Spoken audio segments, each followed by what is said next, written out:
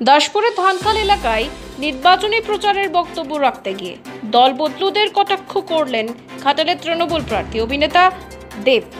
কি বললেন তিনি, শুনবো। আপনারা সবাই দেখছেন, এখন তো এটা নিয়ম হয়ে গেছে। ইলেকশনের আগে এই দল থেকে 4টে লোক এদিকে আসছে, এই দল থেকে 4টে লোক ওইদিকে যাচ্ছে। কেউ টিকিট পাওয়ার জন্য, কেউ পাওয়ারের জন্য, কেউ সিকিউরিটির জন্য, কেউ টাকার জন্য, কেউ তার ক্রিমিনাল কেসকে আটকানোর জন্য। কিন্তু আমি যখন রাজনীতি ছেড়ে আবার রাজনীতিতে ফিরলাম, আমি দিদিকে এটাও বলছিলাম, দিদি আমাকে টিকিট চাই না, আমি ইলেকশনে দাঁড়াতে চাই না, আমি দলের কর্মী হিসেবে কাজ করে নেবো। দিদি বললো তোমার কি অসুবিধা হচ্ছে, ঘাটালে অন্য কোনো সিট? আমি দিদিকে একটাই কথা বলেছিলাম, যদি রাজনীতি করি, যদি আবার দাঁড়াই, তাহলে আমি ঘাটাল লোকসভা থেকে দাঁড়াবো, অন্য কোনো দল থেকে দাঁড়াবো, মানে অন্য কোনো জায়গা থেকে দাঁড়াবো না।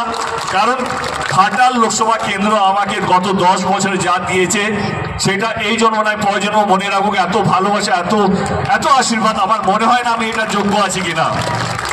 যেটা বলছিলাম, কে লোকে এইটা চায় ওইটা চায় ফেরত আসার জন্য। আমি শুধু ঘাটাল মাস্টার প্ল্যানটা চেয়েছিলাম, কারণ ঘাটালের মানুষ যে দীর্ঘদিনের যে লড়াই, দাসপুরের মানুষের দীর্ঘদিনের লড়াই, ওইদিকে পিংলা, সবং, পাঁশকুড়া, এদিকে আরামবাগ, কেশপুর, অনেকগুলো অঞ্চল যে জলের তলায় ডুবে থাকে, সেই মানুষগুলো যদি কিছু ভালো করতে পারি এই ঘাটাল মাস্টার প্ল্যানের জন্য, তাহলে আমি একবার নয় আবার 10 বার ফেরত আসতে পারি, মানুষকে ভালো রাখার জন্য, মানুষকে সুখে রাখার জন্য।